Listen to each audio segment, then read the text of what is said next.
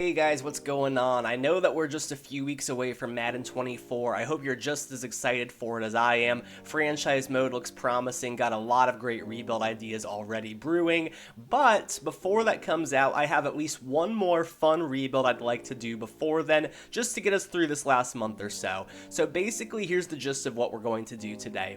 As you can see, we're in Madden 22 right now. We're going to start here, move into Madden 23 with a rebuild of the New York Jets, but not just any rebuild of the New York Jets. We are going to turn back the clock and change one key thing, and that is the number 2 overall pick in the 2021 NFL Draft, where of course we know the New York Jets selected Zach Wilson, and we're not going to completely get into Zach Wilson as a player, but here's what we're going to do. We're going to change that. The pick is now going to be Justin Fields. One of the most polarizing, talked about, exciting, interesting players heading into the 2023 NFL season. Made huge leaps last season as a playmaker. Still has some work to do as a passer, but many people, myself included, are fully expecting him to take that Jalen Hurts level leap where he goes from being, a playmaker, can make some things happen with the ball in his hands, to a true franchise quarterback, one of the top 5 to 7 guys in the league. I definitely think that he can do it.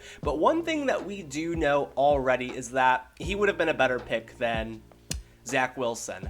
Regardless, the Jets have Aaron Rodgers now. It's kind of a moot point. They've got their guy at least for the next couple of years, and maybe Zach Wilson turns into something. Who knows? But what if we had the benefit of hindsight to say, hey, Justin Fields should be the guy here? Because honestly, despite Justin Fields' flaws, shortcomings so far, we're still not 100% sure exactly what he is and what he can be. We know that he would have been a better pick for the Jets here. So we're going to flip the tables. The Jets are now going to have a 5-year rebuild with Justin Fields, and we'll keep an eye on the Chicago Bears because that is where Zach Wilson is going. Do they end up with the number 1 overall pick again? And of course, we know CPU's not going to trade it back, so what do they do with that? It's going to completely change the landscape of the NFL. It's kind of a butterfly effect type thing. You add Justin Fields to this team, how many games do the Jets win in 2022 and 2021, the year that he's drafted? Do they end up with the same draft picks where they can go out and get guys that altered the franchise like Sauce Gardner, like Garrett Wilson? It's going to be really interesting, so let's go ahead and get right into it. And so here is the Jets roster. We're starting things off with the preseason roster, and it's crazy to see how far this team has come in just 2 short seasons. First of all, they did my man Justin Fields so dirty. He doesn't even have a face. Zach Wilson didn't have a face either when I moved him to the Bears, but man, that is just crazy to see. Hopefully we can get him to a level to where he deserves to have a face scan in the game. We know that he will once we move over to Madden 23, but regardless, man, look at the roster. I know that running back isn't the most important position in the league, but it sticks out like a sore thumb when you consider that they've got Breece Hall, whereas 2 seasons ago it was Tevin Coleman, and I believe this would have been a rookie Michael Carter. That is absolutely crazy. I'm actually going to go ahead and slide Carter up.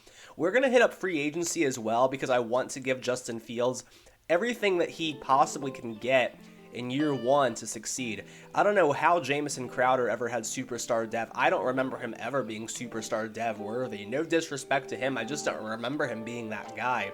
And then Corey Davis, the big free agent acquisition. Yeah, if you're going to acquire a Titans wide receiver, maybe wait and go get yourselves A.J. Brown. I know it would have cost a 1st round pick, but Corey Davis, 83 overall, that's also crazy to believe that he was that at one point. Now, the offensive line, you've got some pieces. Mekhi Becton, I believe this would have to be a rookie Elijah Vera Tucker, considering he has no face scan. The right side could use some work. Tight end, you don't really have much there. Now, let's look at the defense. Going to be interesting to see that group as well. You've got really not a whole lot in the quarterback group. Now you got Sauce Gardner. The defensive line, though, is looking pretty solid as a whole. Sheldon Rankins is still here. I don't know if he still is in real life. That actually is something I do wonder, but regardless, it's looking okay. The linebacking core, you got CJ Mosley here. The secondary, as far as the safeties, are not bad with LaMarcus Joyner and Marcus May. I mean, you can see that the foundation has kind of been laid. The offense is definitely a mess. Let's go out there in free agency. We'll check out the trade block too, see if there's anything we can do to get our guy Justin Fields some help. So here's what we've got as far as free agents. We could definitely get ourselves another tackle, another guard. I'm going to limit myself to one signing on that side of the ball. We're not going to build a whole new offensive line through these free agent guys. I am going to go ahead and pick up, I think a tackle is going to be more important, help keep Justin Fields upright. We are going to bring in Mitchell Schwartz, the 32-year-old on a one-year deal, a 91 overall superstar player. It is kind of a fine balance that I'm trying to strike here because I want Justin Fields to succeed and develop as a rookie, but I still don't want to be too good to where we're risking losing that top 5 pick where we can go out and get a Sauce Gardner, because I'd really like to get ourselves the same level of draft class that this team was able to achieve in real life. It was a franchise-altering draft, just absolutely incredible work by the Jets. I can't say it enough. So that is going to be a very interesting part of the video that I'm looking forward to. But first, we got to get through Fields' rookie season. And before we start the season, one last thing I like to do is to take a look at guys who have 1 year left in their deal, maybe someone we might want to trade away. Marcus May is a little bit of a risk to me just because of his age. As far as wanting to trade him away, it's tough because he's right around that age where I would maybe consider it. He's an 85 overall. I'm going to put him up on the block, and if we could even get something like a second-round pick for him, I would take that probably in a heartbeat. I'd like for the defense to not be very good because it means we're going to win less games. I don't think I'm going to put Crowder. Well, you know what? With his superstar dev, maybe we could get something good for Jamison Crowder. I'm not completely opposed to the idea. LaMarcus Joyner is 30. I'm going to go ahead and put him on the block. I doubt we can get much for him, but it's always worth looking. Keelan Cole, maybe. If we can't move Crowder, maybe someone will give us something for Cole. Of course, I don't want to trade away all of Fields' weapons. John Franklin Myers, he's 24 years old. He's someone I would maybe re-sign. Morgan Moses, probably not. We're getting to the point of guys who are not going to return any value for us. So I think we're good. Let's go ahead. We'll sim through a few weeks, see if we can get any offers, and then we'll get to the midseason point and see how the record's looking. Okay, so we do have an offer on the table from the Ravens, a 2, a 6, and a 7. I'm going to go ahead and take this. I know that it does leave us with a hole at wide receiver. I don't really want to do that to Justin Fields, but let's go ahead and take it. We'll hit up free agency, see if we can get a replacement level guy, because ultimately that to me is what Jamison Crowder is, just with a superstar dev label. So let's see. So here's what we've got as far as available free agents. Now, Alshon Jeffrey just seems a little bit poetic to me. You had the aging Brandon Marshall, who had a great career as a Chicago Bear. He came and did some work with the Jets for a little bit. I like Alshon Jeffrey. He just kind of faded into obscurity. Not really sure what ever happened to him. Just quietly exited the league. But Alshon Jeffrey was really that guy for a couple years with the Bears. I remember one season he had like 1,500 yards. So not saying he's going to do that with us. Obviously just a guy at this point. That's why he's still sitting out there in free agency. But I like the move. Now let's go forward one more week, see if we can get any more trade offers. Okay, so Marcus May, as I had hoped, is going to attract potentially a second-round pick. And I did notice it's going to be in 2023 when a lot of these teams are offering. I wish it would be a 2022. I'm actually probably going to hold on to Marcus May given that information. And now that I think about it, I'm wondering if Jamison Crowder got us that 2023 second. That could have been a slight oversight on my part. So we're going to hold off on Marcus May. Now we do have one of these camp standout messages here. Usually gets your guys some growth, and that's going to be John Franklin Myers. So we definitely want to improve his pass rush, and John Franklin Myers is going to get +3 power and finesse moves. That's good. That should help him out a lot. So now we are officially in week 1. I'm going to quickly upgrade our players here. I want to see if Justin Fields earned anything throughout the preseason. He did not. That's unfortunate. I did use some coach points to increase the level of XP that he earns in training, so that should help him grow and progress as a rookie. He's a 74 right now. If we can get him up to like a 78, 79 heading into year 2, just get him some momentum, that would be good. Now we're going to go ahead and get to the midseason point and see how the record's looking. I don't think it's going to be pretty. My guess is 2-5. Let me know in the comments what your guess would be for how Justin Fields would do as a rookie with this New York Jets team. I don't think it'd be very good, but we would hope that he would flash at least more than Zach Wilson did. Always interested to hear what you guys have to say. Obviously, in my opinion, I think it's a no-brainer. The Jets would have been better off drafting Justin Fields, but if you're a Jets fan, do you change anything about history given the fact that you have Aaron Rodgers now? What do you guys think? I am very curious to know. I'm not a Jets fan. I don't follow them too closely. Of course, going to see a lot more of them this year with Aaron Rodgers, one of the most interesting teams in the league. But yeah, definitely do let me know, especially if you are a Jets fan. I'd love to hear from y'all. Okay, so mid-season point, we are 3-3. Surprisingly enough, hanging in there, hanging tough in the AFC East. Of course, the Patriots look to be running things right now.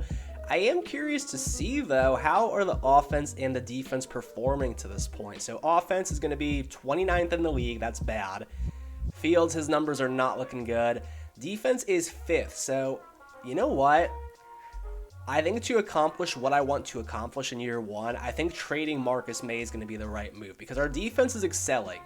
So honestly, I'd like to tone that down a little bit for a guy that I don't think is going to be with us super long term. I'd like to get Justin Fields some help. Let me see if I can finagle something here to where I can maybe move Marcus May for either a draft pick or an offensive piece. Let me see what I can do. So here's what I'm going to try and do. I was thinking of going offensive lineman, but realistically, no team in the NFL has a starting guard that they're going to want to trade for a safety on an expiring deal. The Denver Broncos, though, they've already proven that they're willing to move on from Noah Fant, trading him in real life. Hasn't shown a ton with the Seahawks, but still young enough here to where I think we can maybe get something out of him. I don't know if they'll accept this. It's actually pretty close. I wonder if we were to throw in a draft pick, perhaps a later one, if that would get the deal done. Would a 4th round pick do it to get us Noah Fant? Oh, that is dangerously close here. Perhaps a 7th would push things over the edge. And I would like this move if we could get this done. It's done. So we do get Noah Fant out of the deal. It's going to be Marcus May, a 4, and a 7 for Noah Fant. Let me know in the comments how you guys feel about that deal, but I think from my perspective with what I want to accomplish, it gives Justin Fields another piece. It should hopefully get him a little bit better, earn some more experience as a rookie, and it should drive our defense down a little bit too. I don't want to have the number 5 defense in the league when I'm trying to do a rebuild in year one. I apologize. That is just my perspective, the way that I look at it. Now let's get to the midseason point and hope for 2 things. We got to hope that Justin Fields turns things up, and we got to hope that we lose some games. So let's get there and see how things look. Okay, so you guys, I would hope, are as surprised as I am. We have a playoff game. We end up going 9-8, earning a wild card seed. We're going to have to go on the road to face the Tennessee Titans. I am genuinely shocked by this. I'm not going to lie. Let's go ahead and look at the schedule here. So after that midseason point, what happened? So let's see, week 8. So we got a win against the Colts. We got a couple wins in a row. An L to the Dolphins, a close one. Couple wins in a row. A 4-game losing streak. And then a win in week 18 to lock up a wild card spot. What an interesting season for the Jets. A team that has not been to the playoffs. I believe this is the longest drought in the league. So I'd have to imagine the offense stepped things up despite that losing streak, and they did. They end up finishing 16th in the league. We'll get to Justin Fields in a second. Defense, I think if it doesn't show a ranking, they were the same, so they also would have been 16th. 22nd in points scored, and points allowed were going to come in 13th, so not bad at all. I do want to see, before we get to the stats, if Justin Fields did win Offensive Rookie of the Year or any awards for that matter. No MVP votes. I mean, Robert Salah, Coach of the Year for sure, I would hope. So Offensive Player of the Year, we're not really interested in the defense. No Offensive Player of the Year, and he is going to come in second in Offensive Rookie of the Year. Michael Carter coming in at 4. Elijah Moore also getting votes. Kind of forgot about him. Now let's look at the stats. So here are your stats. So Justin Fields, 4,600 yards, 25 touchdowns, 12 picks, passer rating of 94. All things considered, that is a successful rookie season with the help that he had around him. Now rushing, Michael Carter, almost 1,000 yards, just 3.5 a carry though, don't love that. Fields gets 1 rushing score, okay, fine. In the receiving game, Corey Davis, living up to that contract, 1,300 yards and 5 scores. Noah Fant, 944 and 8. We don't know how many came with us though. Where's Alshon Jeffrey? He scored 3 times for a guy we signed off the street. Not bad. Mosley's the leading tackler. How do we do in sacks? We got 8 out of Sheldon Rankins, so pass rush definitely going to need some work. Interceptions, we got 4 out of LaMarcus Joyner, 3 out of Mosley, and we're a playoff team. That's crazy. So now the question is, can we move on to the divisional round? That would be absolutely crazy. I hope not for draft positioning, but let's see. We'll see if we can get a playoff win with Justin Fields in year 1. We do not. 46-25 is your final. Honestly, not bad. That's like an Andrew Luck playoff loss right there. Every single year, those first few years of Andrew Luck's career, if you followed the Colts at all, it would always be like that kind of final, usually against the Patriots. So you put up a fight, you scored some points, but ultimately the team just cannot come through. But we've got momentum heading into year 2. And let's go ahead and get a player upgrade going here. I am curious to see Justin Fields. How is he doing?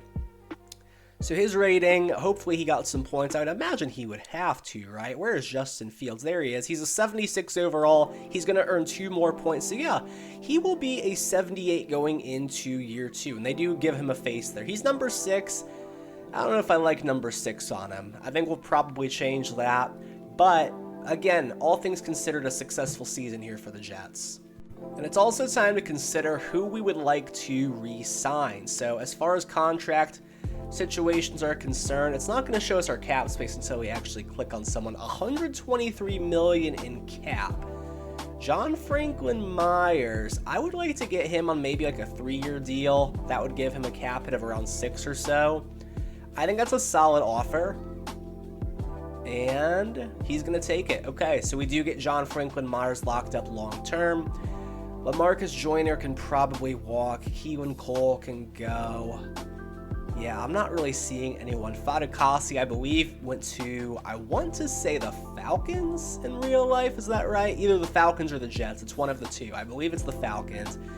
Yeah, everyone else, though, I'm not really feeling too inspired. Alshon Jeffrey, love ya. Thank you for the service that you gave us, but ultimately, we're done here. So now it's off-season time. So here is your season recap. Couple interesting things here. The Packers winning the Super Bowl over the Patriots. It seems like mid-2010s, this was every expert's pick for the Super Bowl every single season. It was some variation of Packers beating the Patriots, Patriots beating the Packers. Never got to see Rodgers versus Brady in the big game. That would have been exciting, but Aaron Rodgers coming out on top in what was a pretty boring game overall. The other thing is, look at Urban Meyer winning Coach of the Year. Could you guys imagine? Worst coach in NFL history, I would say let me know in the comments who you guys think the worst coach is. But if you think it's anyone but Urban Meyer, I'm sorry, you are flat out wrong. You could make a slight case for, who was it? Was it Bobby Petrino and the Falcons where he quit like mid-season and left a note on the locker room? But still, Urban Meyer, worse, much worse. Pete Werner winning Defensive Rookie of the Year, that is intriguing. And we are on officially now to the offseason. You guys are going to have to forgive me. Split second, I'm going to record this. It makes it easier for the TikTok. Follow me on TikTok if you haven't already. You'll probably hear from there. Got a lot more people on TikTok than I do here on YouTube. So thank you if you've come from TikTok. I really do appreciate you. Let me know that in the comments. Comment the rock emoji. That way I know you're from there. And let's go ahead and now finally we're on to the off season. So here is the team heading into the off season. As far as needs are concerned, we've got a tight end. We could use some help at receiver still. I mean, Corey Davis, Elijah Moore, I think we could do better than that. We need a running back. We need pretty much a whole new right side of the offensive line, center included. Connor McGovern just does not really inspire me all that much. Defensively, we're actually not in terrible shape. We need some corners for sure. We need some help there. We need a strong safety. We need a couple linebackers. So yeah, I mean, we're not in great shape. We could definitely use another free safety as well. Someone maybe a little bit better than Ashton Davis. Let's see who's out here. And remember, we do have that big draft coming up as well. And ooh, we could have some fun here with Davante Adams. He is intriguing. Say what you want about the age. A cap hit of $17.5 million. That's a bargain in today's wide receiver market. Oh, we might have to come back to him. No offers have been made. That would be a massive piece to add to this team. The age is the only thing that turns me off of him. But at the same time, man, it's Davante Adams. This is the key. You got to get your young quarterback his stud receiver. You saw the Bills do it with Stephon Diggs. You saw the Bears hopefully do it with DJ Moore. You saw the Eagles do it with A.J. Brown. It can take your young quarterback to the next level to have that legit stud target to throw to. So Davante Adams is an exciting one. Mitchell Schwartz is regressing. I think we're cool on him. Jason Kelce's old. Devin McCourty's old. Raheem Mostert is made of dust. J.C. Jackson is intriguing. Obviously has not quite played up to that contract. But I mean, for me, man, a cap hit of like just over 10 mil to snag him from a division rival. If we could still go and get Sauce Gardner in the draft, man, could you imagine? That would be good.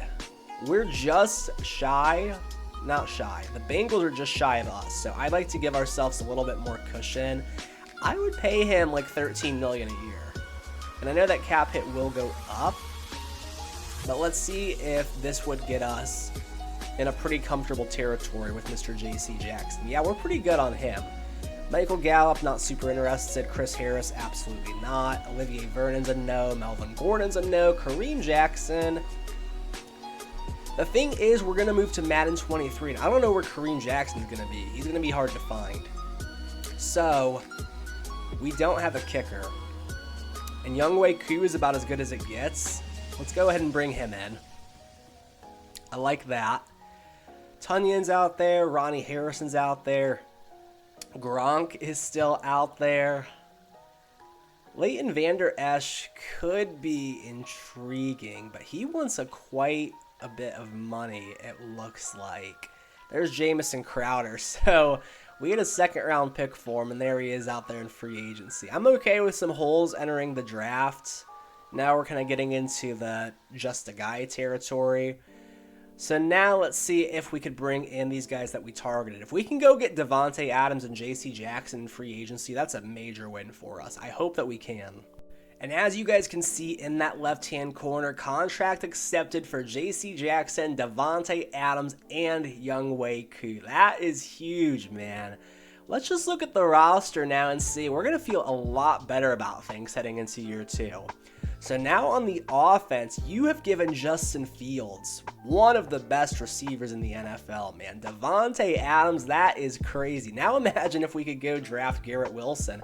This actually lowers our need to draft him. We know we're going to have a later first-round pick. If he doesn't slip to us, now that is okay. We can use that on another area, like the offensive line, perhaps. Or if we're late enough, maybe we do take Breece Hall a little bit earlier than real life. And now we've got J.C. Jackson, so we have a cornerback. So a couple positions that were addressed in the draft in real life, we have addressed through free agency. So more than one way to get the job done, and now let's see if we can maybe go get ourselves another guy or two here in round 2. Let's just take a look. So I really would like to focus on that right side of the line. I don't want to have to draft every single piece, and it's not looking good. That's okay. Let's look at the linebackers, because we know we don't really have a whole lot going on there, and there's really not a whole lot out here in free agency to be excited about. We could use a strong safety, but there's just really nothing to inspire confidence. So I think we're good now to head into the draft, which I'm very excited for. This is going to be very interesting. And how could I forget? We got to keep an eye on Zach Wilson as well. This is going to be a little bit out of order. Should have done this a few minutes ago, but I just remembered I want to see how he did as a rookie. So he did not do as well as Justin Fields did. 3,000 yards, 20 touchdowns, 10 picks. His passer rating was about 10 spots lower. Yeah, we got the right guy. We got the right guy for sure.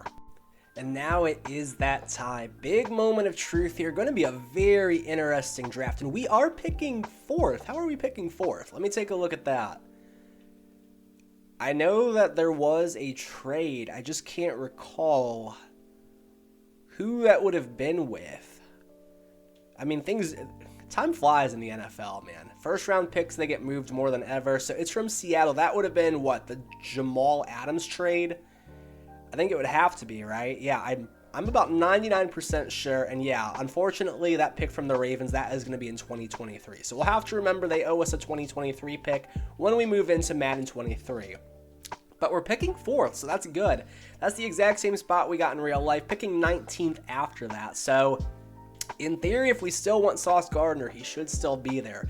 Now, this whole thing is going to get flipped around. It's going to be really interesting to see where everyone goes. Steelers picking first. They will take Aiden Hutchinson, number 1 overall. So no Trayvon Walker. Aiden Hutchinson, man, him and TJ Watt, that is quite the duo. Commanders picking second. They're going to go with Kayvon Thibodeau. Very interesting pick there. And the Bills right in front of us are going to go with Kyle Hamilton as the number 3 overall pick. Very interesting sequence of events here. And now Sauce Gardner's sitting right there if we want him. I mean, I think that's the easy pick, right? Let's just take a look at our draft board here. You still have some premier tackles available: Evan Neal, Ika Mekwanu, Charles Cross. You got Stingley, who went to the Texans in real life. There's George Karlaftis. He was a later pick. It's crazy to see Malik Willis this high. This was the most recent available draft class that I had. So yeah, I think Sauce Gardner's the easy pick. It makes my life easier. I don't have to go and move someone who got drafted to a different team. He's already going to be here. Yeah, Sauce Gardner, just like real life, is going to be the selection. Stud, CB1 for years to come. And honestly, based on that rookie season, Hall of Fame level talent. He is actually someone, he gets beefed about often. There's just something about him. I don't know what it is. I think Sauce Gardner's a great player, personally. I don't think that's crazy to say by any means. One defensive rookie of the year for a reason. Evan Neal's going to go 5th to the Broncos. Browns at 6 are going to take Ika Mekwanu. So just following the draft board at this point. Eagles are going to go with Charles Cross, and they have another pick that they will use on Treylon Burks. Very interesting. So no A.J. Brown, they'll take Treylon Burks there. Stingley is going to go to the Bucks. He falls down the board. Bengals at 10 are going to go with Kenyon Green, getting some help for Joe Burrow and Joe Mixon on that offensive line. And there, unfortunately, goes Garrett Wilson to the Chargers. Now, that hurts a little bit less because we do have Devontae Adams, but still, man, Garrett Wilson, a special talent. David Ajabo, I think they spelled his name wrong, to the Vikings. Jordan Davis out of Georgia to the Texans. Panthers at 14 are going to go with Trevor Penning, getting themselves a left tackle. Giants at 15 are going to go with Andrew Booth Jr. out of Clemson. We're getting close. Dolphins are going to take Nakobe Dean, who fell in real life. We're 2 spots away. Falcons are going to take Kenny Pickett. Very interesting selection there. And the Cowboys are going to go with Trent McDuffie. So now let's see who we might want to take here at pick 19. So remember, we need offensive line help. We need a safety. There's Jermaine Johnson. He was the pick in real life. Chris Olave is there as well. This is actually a very, very difficult decision. I mean, there's so much talent available. Drake London is there as well. There's Trayvon Walker, the real-life number 1 overall pick. Jahan Dotson was great as a rookie as well. Kenneth Walker's there. Let's see, where's Breece Hall? Breece Hall's not even projected to go for a minute. We have 2 second-round picks. I'm almost tempted to possibly try trading back here and seeing what we can do with that. So let's see if we can get maybe a good offer for this. So we're picking 19th.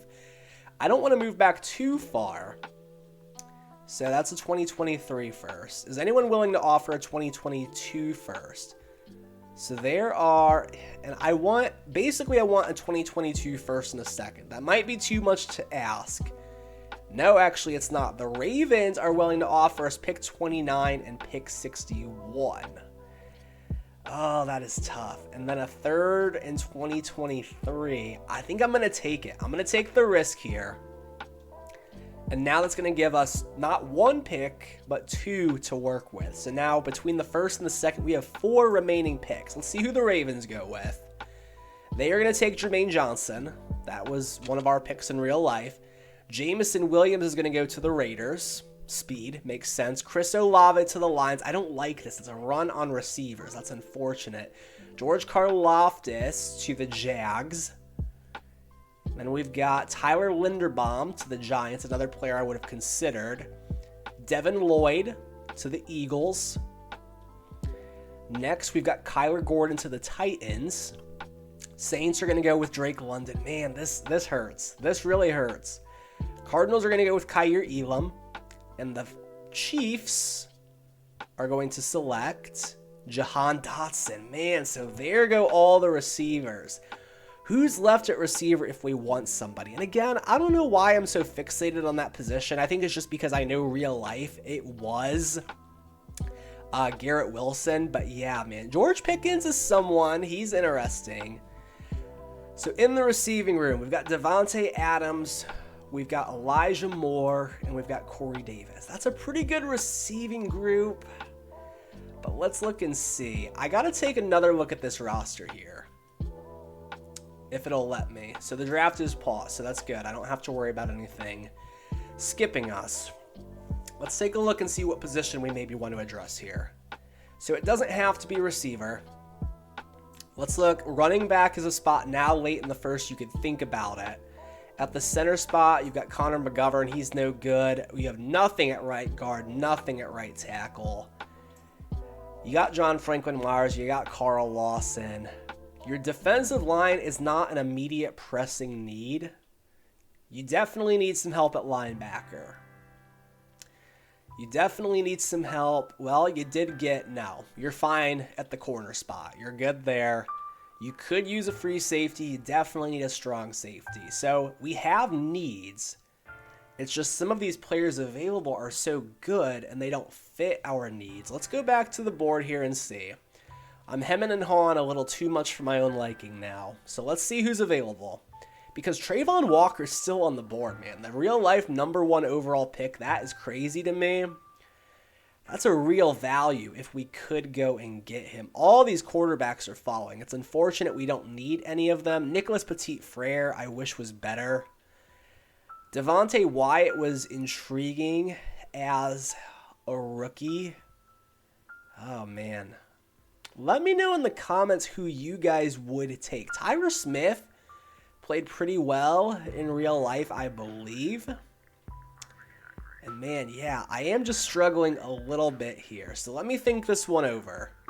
All right, so here is the pick. I think it's got to be Tyler Smith. I'm a little bit worried about possibly losing out on one of those running backs. I think Breece Hall will fall to us. So I'm going to go with Tyler Smith here. Did play very well as a rookie.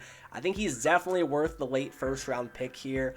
And it does fill an immediate position of need for us. So overall, I think it's a good spot for us. I'm a little bit regretful about some of the talent we let slip by us by trading back. But all in all, I think that we recover well by getting Tyler Smith here. So now we've got a little bit of a wait. It's about 15 picks before we go again. Let's look at the draft board and see how are the running backs looking. Because if Breece Hall starts to become maybe the top running back on the board, I would maybe look into trading up. I don't think that he will. I think the CPU is going to be dumb and take Isaiah Spiller and Kyron Williams ahead of him. But I'm not going to lie, guys. I'm a little bit tempted to maybe try and move up and get Trayvon Walker, similar to how they moved up to get Jermaine Johnson. If you have him fall to this spot, I mean, that's pretty crazy to think about, right?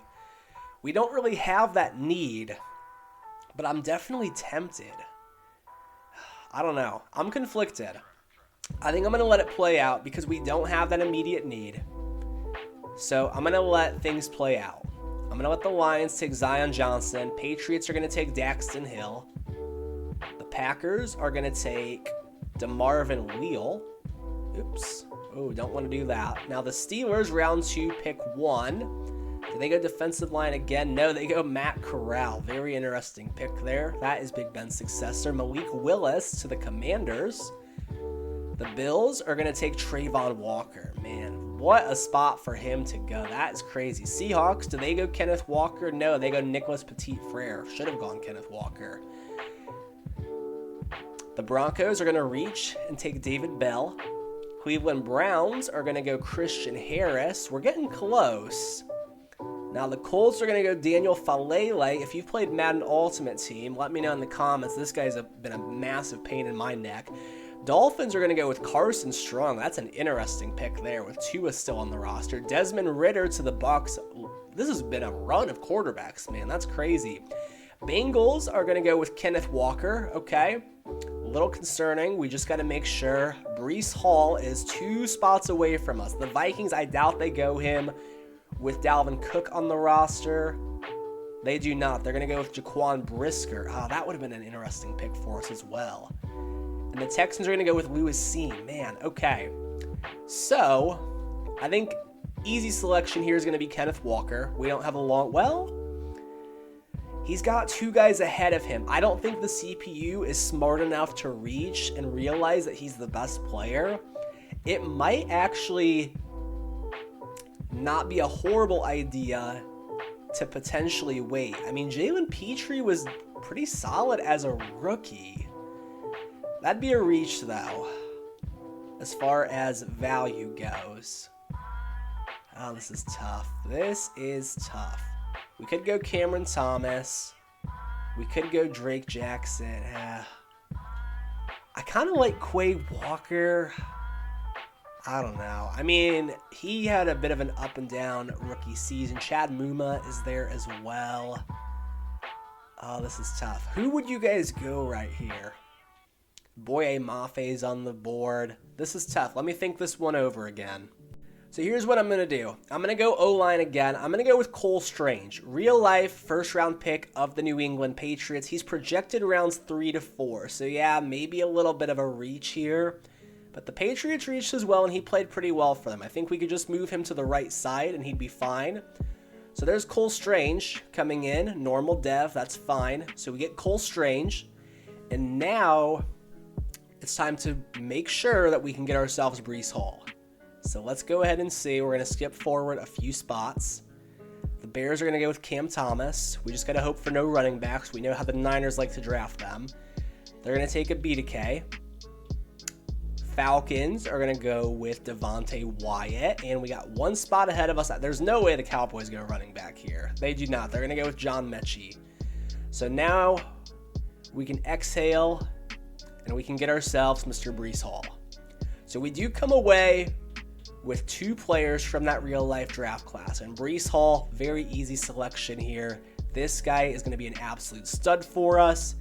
Easy selection there. Breece Hall, welcome to the Jets.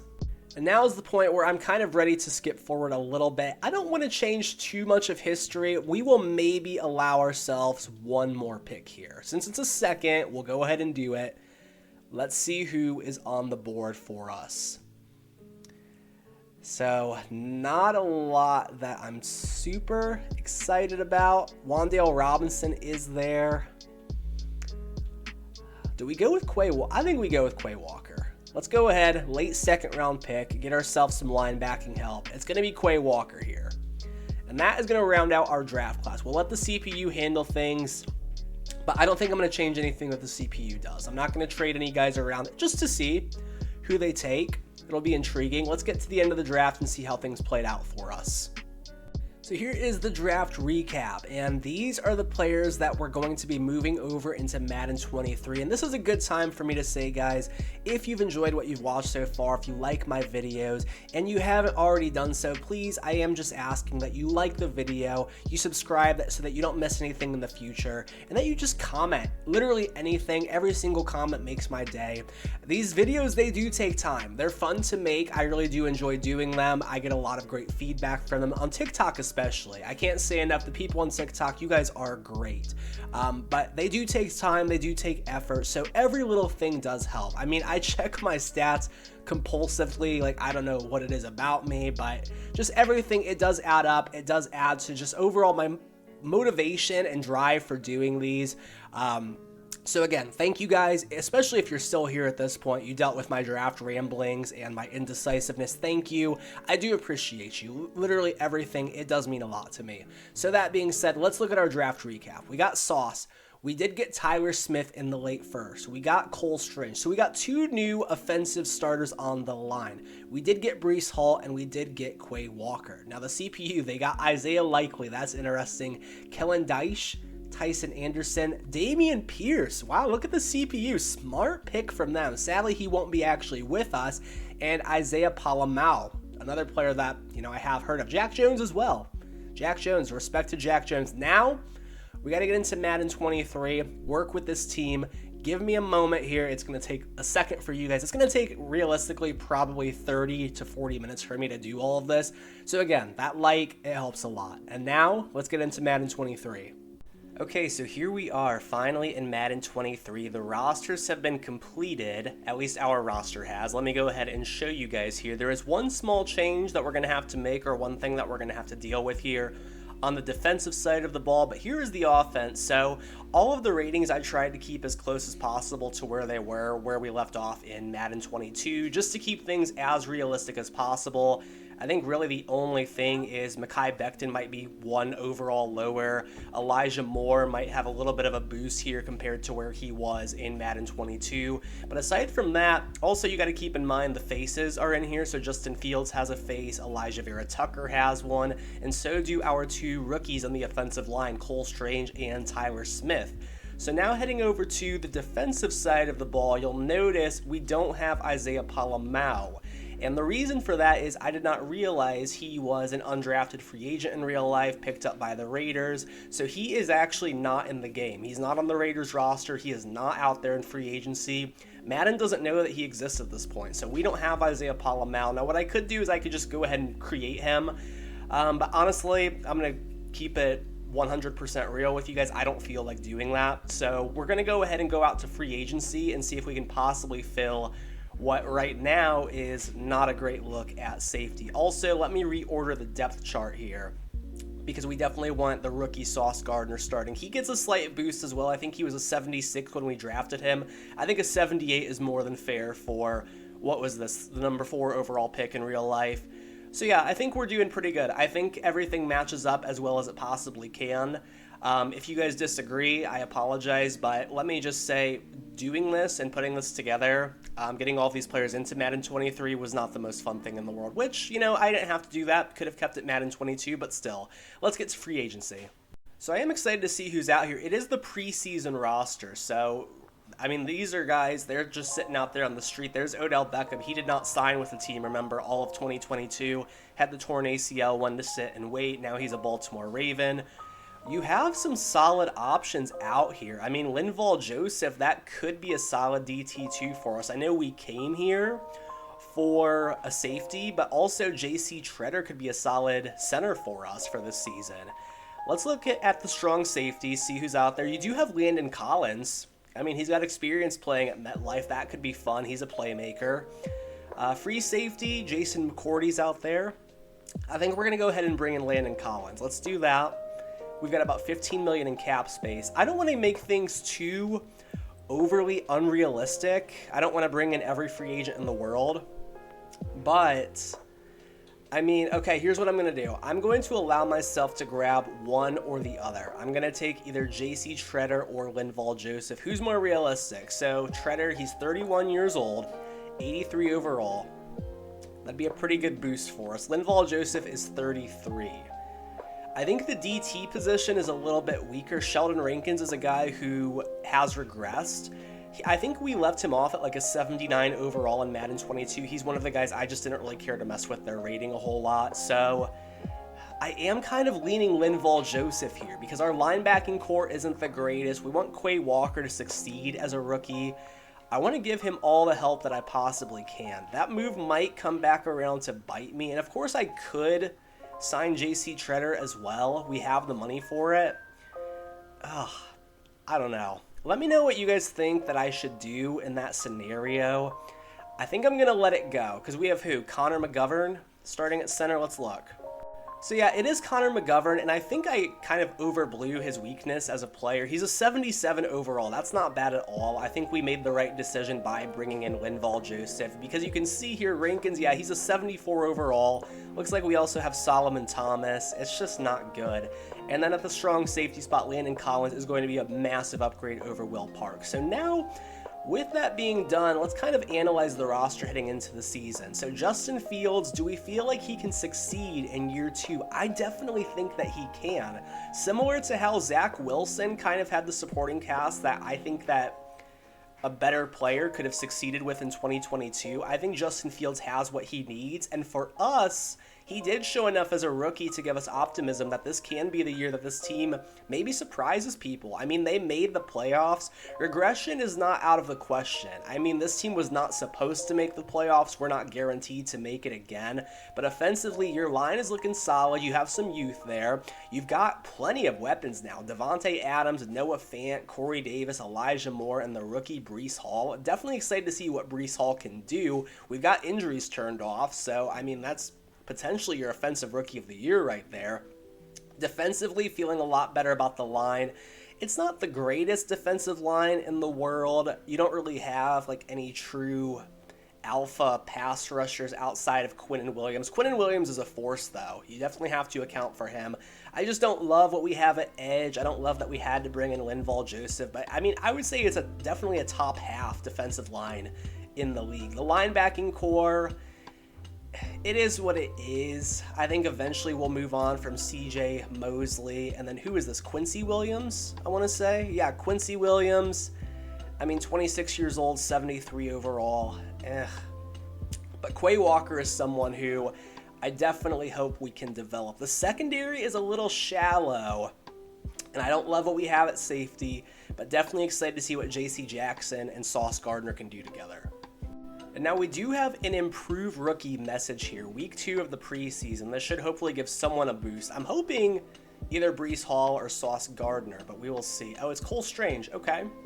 That actually is helpful as well. Do we want to help Cole Strange's pass blocking or run blocking? We're going to go ahead and go with his run blocking. Now it's going to ask power or finesse. It's really a scheme thing. I'm probably just going to say finesse there, because the way that I play, I always kind of go with the zone runs. Not really a great power runner, but maybe that works out for us. We'll see. Either way, it's going to give Cole Strange +3 run block finesse. So regardless, that helps us. I do want to take a quick look at the scheme, though. Let's quickly examine that. So here's what I'm going to do. I'm going to get a little bit funky with it. Let me know in the comments if you guys know what matters more to your success, offensive scheme and offensive playbook. Do they have to align? Because the offensive playbook, we're going Baltimore Ravens. I want to maximize Justin Fields' abilities as a runner. I'd like to get Breece Hall involved. It is a power run West Coast scheme, but at the same time, I kind of like a vertical zone run. I want to get our receiving weapons involved as well. I kind of want the best of both worlds. We'll see how it works after 1 year, especially at the midseason point. We'll take a look at those stats. I am curious to see how that works for us, though. Defense, not really going to change anything. Going to go base 4-3 with Robert Saleh's 4-3 defense. I like a 4-3. That's how we're going to keep it for now. If we decide to change it down the road, so be it. But overall, I think we're in good hands here. Okay, so now we've got an update on the improved rookie message. So Cole Strange maybe will get another boost.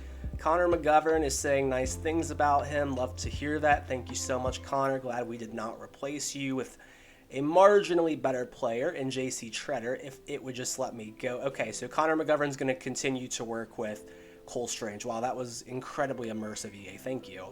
We've got another, though, wide receiver mentorship. I'm going to have to imagine this is Davante Adams wanting to take someone under his wing. It's Elijah Moore. Good. I'm glad that it's him. I'd be kind of annoyed if it was the 27-year-old Corey Davis. Any specific area I want Elijah Moore to improve in? I'm going to say however you can help. That's kind of the most generic answer. So Elijah Moore gets 1200 XP. Perhaps if I had picked a different option, he would have gotten some kind of stat boost, so that's on me. That is a learning experience for both me and Davante Adams. We do have a trade offer, though. It's for, who is this, Jacob Martin? Yeah, Jacob Martin is, I mean, we can't really afford to lose many pieces on the defensive line. What are teams going to offer us? I mean, Julian Okwara, yeah, thanks, but no thanks, Detroit. And so before the season starts, we do have one final message on the improved rookie for Cole Strange. Let's see if it gives us anything additional for him, because offensive linemen are hard to develop. So he is going to get 2,500 XP. That's good. We definitely want to see Cole Strange succeed, as well as Tyler Smith. And we also have a few players available for upgrades. So Carl Lawson, Elijah Vera Tucker. Those are the main ones that are standing out to me. So a couple guys are going to get a little boost before the season starts. That's always a good sign. And now we are about ready for the regular season, so it's going to be very interesting week 1 to see how that Baltimore Ravens playbook matches up against the Baltimore Ravens. Now, I'm going to do this the same way I always do. We're going to check in around the midseason point, and then of course at the playoffs. Do you guys like a week-to-week type thing? I'm definitely open to doing that. It's just, it's more time consuming. I've tried doing stuff like that in the past. I don't feel like it's incredibly beneficial, but let's set our season goal here. We definitely want to make the playoffs. I think it is a playoff team. I don't know if we can top the Bills and win the AFC East, get that upset again, but I definitely think we could sneak in as a wild card team. And remember, this is, I mean, we're almost to the real life point at this point. The 2022 season was just yesterday, it seems like, and the Jets around the mid-season point, they were looking good. I think they were like 6-2 at one point, and then things did just kind of fall apart, especially with the offense. But yeah, I mean, there's a reason just beyond Aaron Rodgers why this team is seen as a team that can definitely make a run this year. I mean, the AFC is loaded. I feel like if this team were in the NFC, they might be the favorites up there with the Niners and the Eagles. But you know, you play the games for a reason, and that's why we're going to play the games here. We're not going to play them, we're going to sim them. But let's go ahead and get ourselves to the midseason point. Hopefully, we're sitting right around 6-2. That'd be amazing. Okay, so actually not bad, right? We're sitting at 4-3 right now, just behind the Patriots, who we do have a big matchup with in this week's game. I am curious to see the stats at the midseason point. I hope that the offense is doing well. Defense, I'm fine if they're underachieving. So about league average right now. That's okay. 17th in the league, and defense is 16th. So we're just a very average football team right now. Let's hope that at least one of these two units can step things up. We do have some upgrades available for players, so let's go ahead and get that out of the way right now. That should help us to just give these guys some boost. Breece Hall is going to have 2 overall points. Quentin Williams gets 1. Corey Davis, Mekhi Becton.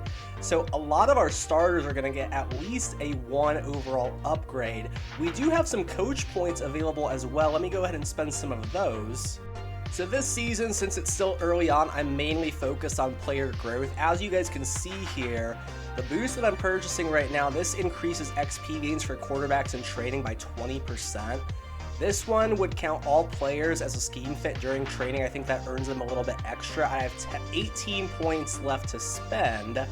So I could do offensive line, running backs, or wide receivers. I am a little bit torn between running backs and offensive lineman. I think I'm going to go offensive lineman because I think Breece Hall is going to progress regardless. He should be getting the ball, I hope.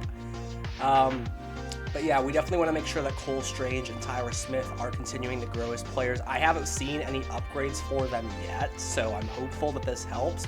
But now let's get to the playoffs.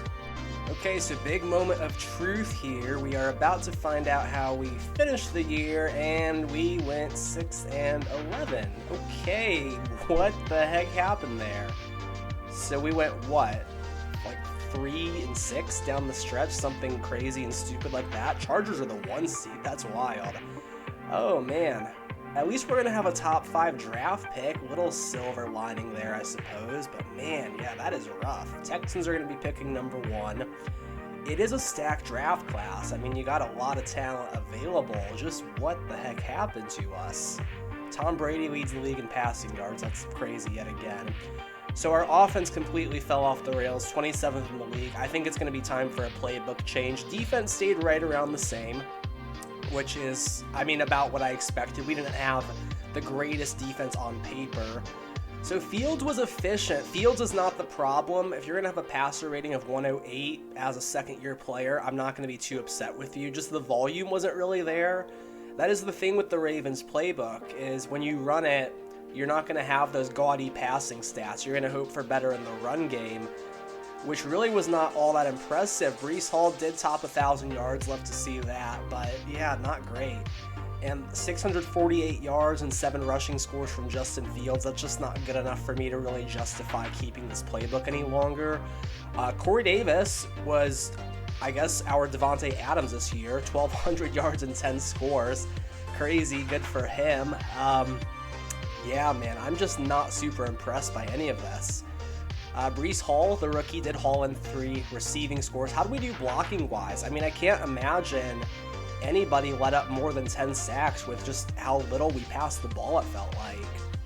So Tyler Smith did let up 11, Mekhi let up 10. That's fine. I think we're going to go Bucs offense if I haven't already said that. Quincy Williams, our leading tackler. That's a bummer. I would have liked to have seen Quay Walker. Where is Quay Walker? He had 37 tackles. Did he not start? What's going on? Yeah, he played in 17 games. He just did not play. He played about half our downs, so that is a little bit of a disappointment as well. Thanks CPU for doing that to me. Let's look at the sacks from a league average defense. Did Quinn Williams top 10? He did not. He had 8. So yeah, we need some help on the defensive line. How did Sauce do? Man, Quincy Williams kind of balled for us. 1 pick for Sauce Gardner. That's not really going to do a whole lot. And 1 pick for J.C. Jackson. Ugh. Yeah, this was a disappointing season, I'm not going to lie, but we'll do better in year 3. So let's look at our expiring contracts. Of course, we want to bring in some guys. We are going to have $52 million in cap space to play with. So perks of a rookie quarterback, got to make the most out of it. Connor McGovern doesn't really have any interest in us. He's 29 years old, 78 overall. That's fine, I guess. He doesn't have to come back. Bryce Huff can walk. Greg Zuerlein, we can probably do better and younger at kicker. Solomon Thomas can go. Sheldon Rankins can go. Quincy Williams did play well for us. I mean, if he would take, oh man, a cap hit of like $7 million though for a 73 overall guy, I just don't think that's worth it. It might just have to be another little bit of a makeover year for this roster. Linval Joseph didn't really pop on the stat sheet. I don't feel like Landon Collins is really going to give us a whole lot. Joe Flacco did not bring that elite level leadership to the locker room to help Justin Fields really thrive in year 2. So yeah, honestly, I'm okay with a little bit of a roster reset here. None of these are really core, important guys for us. So we're going to get to the off season. Let's upgrade the team, look at the roster, and see who's out there for us in free agency. Hopefully some good names.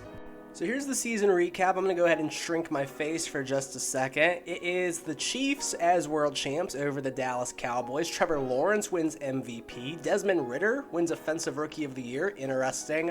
Aside from that, nothing too crazy to point out, not like last year where you saw Urban Meyer win Coach of the Year. This year, it is a Jags coach yet again, Doug Peterson, who, if he's got Trevor Lawrence playing at an MVP level, I'd say go for it. I think the Jags are going to be good again this year. We'll see. As a Colts fan, I certainly hope not too good, but yeah, they've got a good thing going in Jacksonville. So let's move on now to our offseason. So we just did our upgrade. It said 43 players have received upgrades, so I'm definitely excited to see how the roster is looking now. Looks like Mekhi Becton unlocked another ability, so that's always good. Let's see the state of the team. Actually, we got to wait until we get to free agency because some of these guys won't be here. One sec. Okay, so now finally heading into the offseason, let's look at the roster. Of course, you first noticed that hole at center, but let's see how some of our guys have grown. It's an 84 overall team with an 88 offense, 81 defense. We fill some of these holes, we draft well, we get those playbooks fixed. We've got a contender in year 3. I firmly believe that. Devontae Adams, they did downgrade him from X Factor to Superstar. I guess that's fair given the season he had. Still a 99 though, that's good. Corey Davis up to an 87, that's crazy. Breece Hall, not much growth as a rookie. You'd like to see him a little better than 79. Fields, a little bit of growth up to an 82. The offensive line, I mean, you had a little bit. I think Cole Strange went up a decent amount. Tyler Smith, though, still just a 74. Noah Fant, I don't think really changed at all. Defensive line, I don't know if Quinnen Williams had an X Factor before. I would have to imagine so. He didn't really do anything this season to warrant an upgrade, but he is up to a 90. J.C. Jackson, I think, might have regressed a little bit. I think he was an 87, and Sauce Gardner might have gotten up from like a 78 to an 80, so I guess that's fine. Quay Walker, 76 with Star Dev. He is actually playing down, though, so he is a true 77 overall. And of course, we do need quite a few pieces, so let's assess our needs heading into the offseason. Just as far as overall holes are concerned, we have to get a center. I'm not willing to replace Tyler Smith just yet. I'm willing to give him another year. I think we did take him in the first or the second, but we have to get a center. I don't know who this goofy guy is right here, man. His face is just cracking me up. I'm sorry.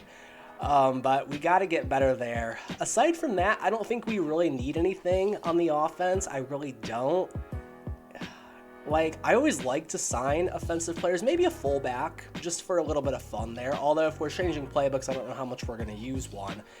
Defensively, how old is John Franklin Myers? I mean, like, he's just 26. I'm just not super impressed by what we've gotten out of him or Carl Lawson. I would be open to the idea, if there's someone elite out there, of signing them and then trading away one of these guys. We could use another corner in the secondary. I just don't want anyone that's going to force Sauce down the depth chart. That's the thing. I mean, unfortunately, he's not up to like a 90 overall like he is in real life right now. That actually is a good question. What do you guys think Sauce's rating is going to be in real life? EA is usually, I think, pretty slow to come around on the younger guys. My prediction for him is going to be like 88 maybe, or 89. In reality, I think like 90 plus, he deserves it, but we'll see. We need two safeties. Ashton Davis and Pinocchio. Now, I know we're in year 2, but this is technically year 1 of free agency for Madden 23. It's usually pretty underwhelming, and oh no, I am not underwhelmed this time. I am seeing Mr. Derwin James, who would be an insane addition to our defense. Yeah, aside from that, I'm not immediately seeing anything, but bro, we got to go in on Derwin James. That would be incredible. Let's see what a neutral deal puts us at. The good news is he does have that overall level of interest coming into things. Okay, we're, neck and neck with everyone else. The Eagles, Lions, I think the Steelers were in there as well. I would go a player-friendly deal. Derwin James is worth it to me. And if I have to spend some staff points as well to increase his interest, I'm actually going to do that. Let me do that because I really want to make sure we get him. So yeah, where are the safeties? Okay, perfect. They are actually right in the very beginning. I don't have to make my way down the tree very far at all. So I've increased my likelihood of free safeties or strong safeties. This is a no-brainer signing right here. I know he's not cheap, but Derwin James is a true difference maker, especially when you've got injuries turned off. You don't have to worry about injuries. He is going to come in and be an immediate X factor on the defensive side of the ball. Now let's see if there's anyone else we'd like to bring in potentially. So there is like, the dumb part of me is a little bit interested in George Fant, I won't lie. I'm going to stay away from it because I know what I just said about Tyler Smith. The fact that this guy's 31 years old, he is a 94 overall. That is alluring, I won't lie. But he's got no interest in us. Derwin James, I think we're pretty safe to say that we're going to bring him in. We don't want Brady. We don't really need another receiver. We don't need a tight end. Marcus Davenport's not going to be any better than what we already have. Same deal with Yannick Ngakoue. James Bradbury, again, I don't want to push Sauce down. I think we do need a kicker. I'll come back to that. I mean, worst case, we could just draft one. I'm not going to worry about kicker. I mean, you've got Akeem Hicks, same thing. It's just positions we really don't need. Alexander Johnson, I could move him outside if he had interest, which he doesn't. I'm not really interested in bringing in another running back. We definitely do need a center. So Eric McCoy does not have any interest in us, but I'd be willing to overpay for him. I mean, it's an overpay. Like, I understand that. I get that. But it would lock down a key position for us for years. We just would not have to worry about it. And I think he could grow a little bit too. It's still just 26. We're not going to be able to bring him in. We're not going to be able to afford him. He's going to be a Texan. That's fine. Speaking of Texans, there's Clowney. We don't want him. Melvin Ingram is still in the league somehow. Man, this is tough. Okay, so let's look at the positions that we know that we need. So let's look at the centers. Let's get ourselves a contingency plan. I'm just going to go ahead and withdraw this from Eric McCoy. Garrett Bradbury is out there. I mean, I know he's not great, but I think if we sent him a neutral 2-year deal, he does have star dev. That's a little surprising at this point. Let's see. We're top of his list. I think we bring him in pretty safely. We need another DT, so let's see who's out there. Greg Gaines, we would have a pretty stiff level of competition for. 11 teams bidding on him. I don't want to pay Greg Gaines almost $9 million. I mean, unless I have to. But you got to remember, Jalen Carter's out there. I mean, we could be the landing spot for Jalen Carter. Although with the way the CPU drafts, he might not make it out of the top few picks. So, I mean, we could afford this, right? So if we go a neutral deal for Greg Gaines, which I'm not thrilled to do, but nobody else wants to come play for us. I mean, we would have to overpay for him. That's not worth it to me. Is there anyone out there that's younger than 34 and not getting any offers? How about David Onyemata? That could be something, right? Let's see if David Onyemata wants to come play. On a 1-year deal, I don't mind that. I mean, he's got a decent level of interest. He knows that he doesn't really have any suitors. Let's look at the linebackers here. Trey Flowers could be a bandage piece for us. He is a left outside. I don't want to get him on a 2-year deal. We do need another linebacker. So I could always move him, I think, to the right side because I think Quay does play the left. And if we really need a linebacker that badly, do we just bring in 2? No, we're not going to bring in 2. Let's look at the free safeties, though, because we know we have a hole there as well. So Mike Edwards and Juan Thornhill, both pretty much identical. Overalls, ages, level of interest. Juan Thornhill does not have any offers. So I would send him, I would do a 2-year deal for Juan Thornhill. Let's see if he'll take that. And that is going to be the 5 guys that we can negotiate with. So let's take a look now and see who all we're going after. Of course, Derwin's the big one. We want to get Derwin James. We've done everything that we can. We're overpaying. We spent those coach points. We're going to get a new starter in him and a stud at that. Juan Thornhill, David Onyemata, Garrett Bradbury, and Trey Flowers. Kind of reloading here. And let's see. So Thornhill, Onyemata, and Bradbury are still out there. We might get in a little bit of a bidding war for Bradbury, I guess. That's disappointing. But we do get Derwin James and Trey Flowers. Do we want to take the L on Bradbury? I mean, we are still top of his list. Like, Garrett, think about who's been here from the beginning. Us. Now, let's see if that was good enough for him. That was a pretty emotional pitch on my part. It was not. So, Garrett Bradbury is a hoe. Probably shouldn't have said that if I want to be monetized, but, I mean, that's how I feel. But I think we had a pretty solid free agency. So let's take a look at the team. So now post-free agency. I'm going to say post-free agency because I doubt we go out there and get anyone else. They did go ahead and move Elijah Vera Tucker to center. We need another offensive lineman badly. We got to get ourselves someone on the interior or even a tackle, and we could slide Tyler Smith inside. Because I don't know what position he was drafted to play. When I got him from the Cowboys, he was listed, I believe, as either a left or a right guard. So he can play inside. But aside from that, offense is fine. Defense now looks a lot more exciting with Derwin James, Juan Thornhill here. We've got a good, well-rounded secondary. We got David Onyemata. Carl Lawson has grown a little bit. We do have Trey Flowers. So, I don't know. It's a tough call as to who we would draft. Offensive line is a big need, but I'm definitely open to improving the defense as well. So let's get to the draft. It's going to be a really fun one. Let's see who's available for us. Another thing I like to look at heading into the draft are potential players we might be letting walk. So who could we potentially be looking to replace? Quinnen Williams, DT, I don't think there's any way we let him go. I think we get him locked up, same way the Jets did in real life. Corey Davis is someone where maybe we do think about receiver. Mekhi Becton, maybe we can't afford him, so tackle could be something. Noah Fant, I don't know if we do pay him, so tight end could be a spot that we look at. Aside from that, you've got David Onyemata just on that 1-year deal. Bryce Hall at the cornerback spot. Maybe we draft a corner. I mean, maybe we could get someone like Christian Gonzalez. That would be amazing. But I think DT is a position I am very interested in at least looking at. And actually hold the phone because we do have a 5th-year option decision here. This could be Quinnen Williams. No, it's Mekhi Becton. I don't know why I was thinking it was Quinnen Williams, but it is Mekhi Becton, so that actually is good for us. He's going to get a fully guaranteed 5th-year option, well worth it. I don't think he's quite lived up to that in real life. I actually don't know if they picked up his option. Let me know in the comments. Did they? I think that he's had a bit of a rocky run with them so far, but we are going to pick it up because he's been fine for us, and we are finally about ready for the draft at long last. And here we go, 2023 NFL Draft.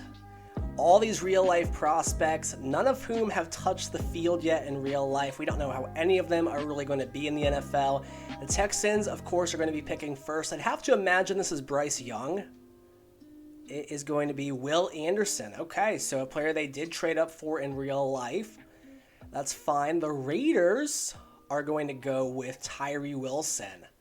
I really don't want to see Jalen Carter fall off the board here, which he very well could. How are the Dolphins and the Lions at DT? Because if I've got to trade up here, I'd be willing to do it, to move up 2 spots and secure our guy Jalen Carter. The Lions, of course, could go that route, but I think they'd also be willing to explore a trade back, knowing that great players would still be on the board. So the Lions, realistically, could we see them taking? Yeah, I could see them taking Jalen Carter. What about the Dolphins? If the Lions don't do it with the Dolphins, yeah, absolutely the Dolphins would do that. So let me see if I can get something done with the Lions here, because I really would like to have Jalen Carter on the team. So you got to keep in mind, we are moving back just 2 spots here. Correction, the Lions are just moving back 2 spots here. So I feel like moving back 2 spots and getting an extra 3rd round pick. Remember, we do have an extra 3rd from the Ravens. Let's see if this would do it. Perfect. Okay, we are on the clock. Let's go ahead and get our guy, Mr. Jalen Carter.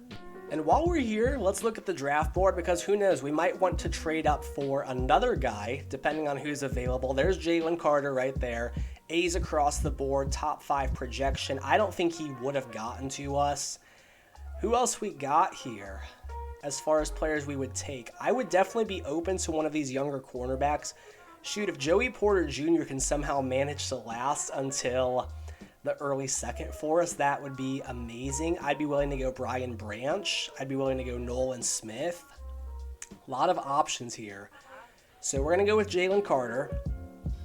I mean, what hasn't been said about Jalen Carter? As far as, you know, a prospect, Eagles got an absolute steal with him. We get him probably right around where he would have gone had it not been for all of the concerns, which I'm not going to get into, but regardless, we're excited for Jalen Carter. He is the number 3 overall pick by the New York Jets. Him and Quinn Williams together. Good luck opposing defenses. Now let's see, we're going to play out the 1st round pretty quickly up until our pick. I don't think we're going to trade up for anyone. The Dolphins are going to take Bryce Young. Wow. So shocker of the draft right there.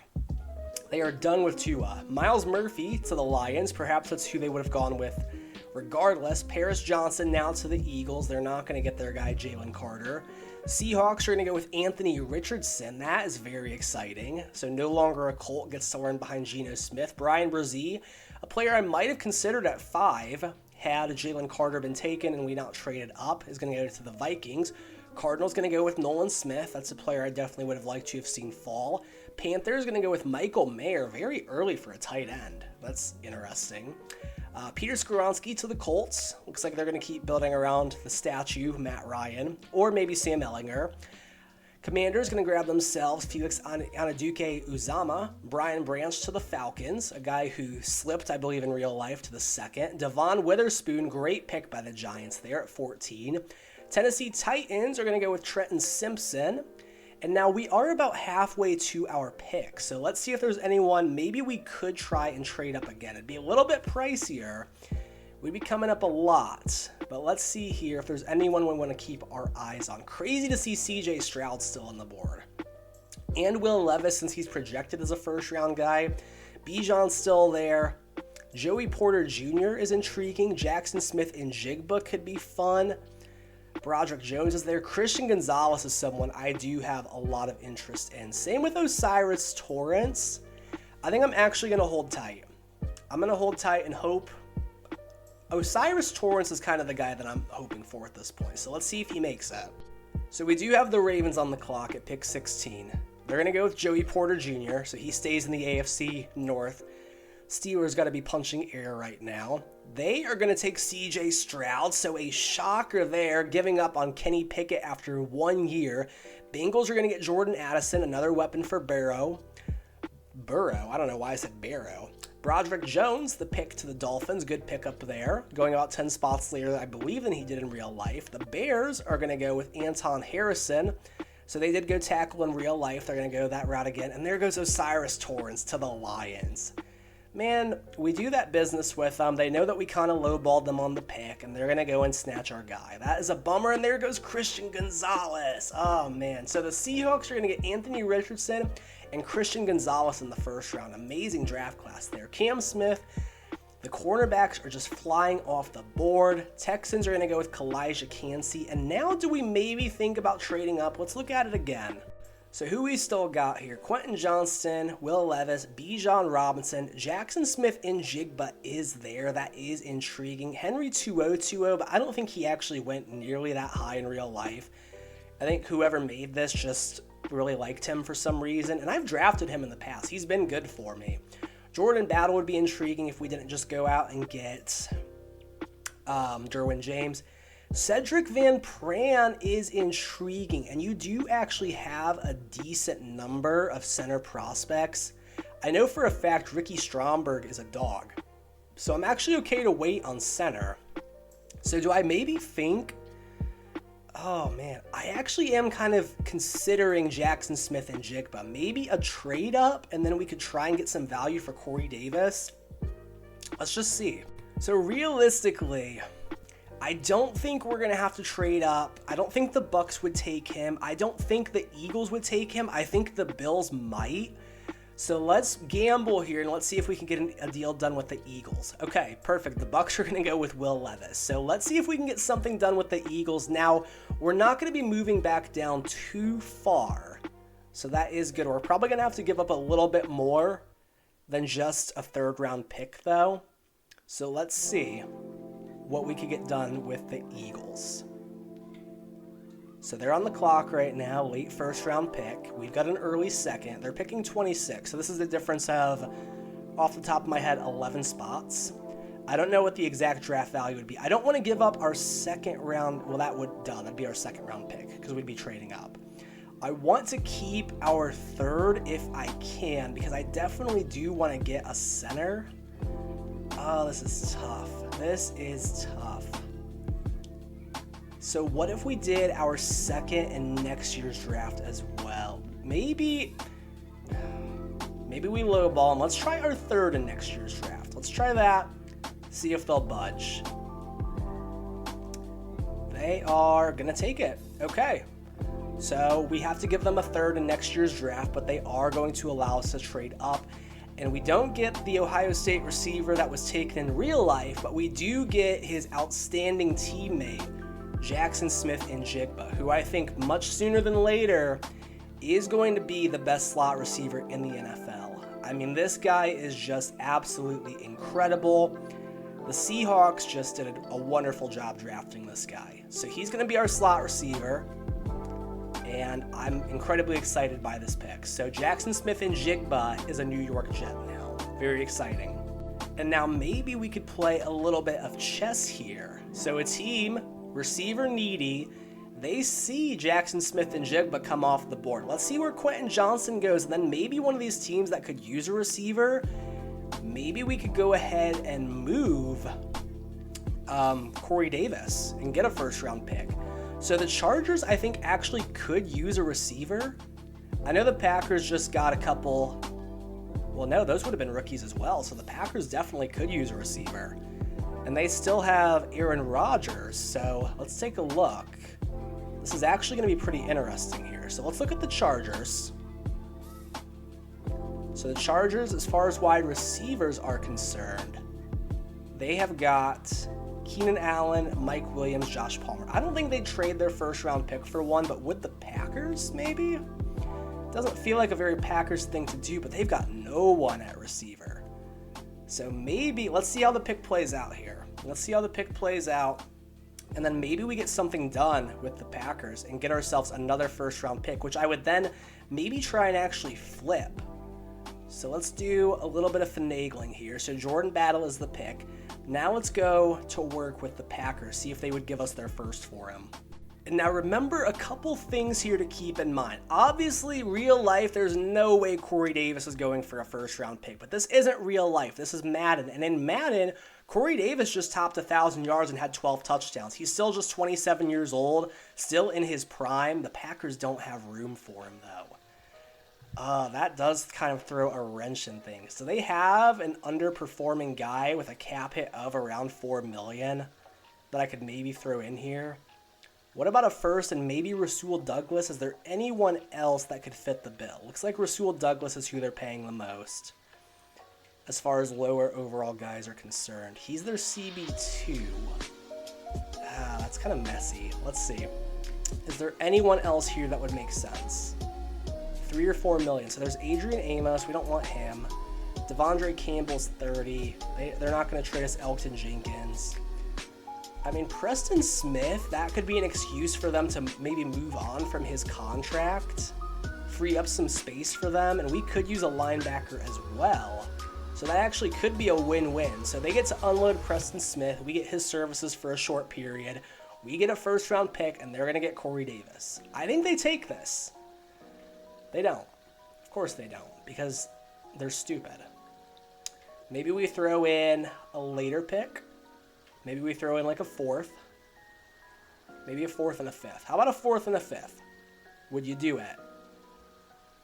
Are you serious? I hate that. This game, honestly, has done this thing where it'll be like inches away. Like, bro, just accept it.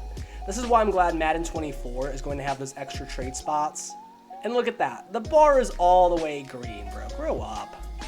Maybe we throw in a third in next year's draft. I wouldn't be opposed to doing it. We don't have a fourth in next year's draft because, of course, we don't. All right. I mean, if we're going to give them our third and Corey Davis, I want a little bit in return. So they got to give us. If their third is later, I want that third. Let's see if they'll do that. I think this is fair. Not quite. Okay. It's at least close to where they'll think about it. So what if we throw in a 6? I know it's getting a little convoluted here. Bear with me, guys. They are being incredibly difficult right now. Let's do a fourth in next year's draft. I think that will get it over the hump. And let's see. It will. Okay.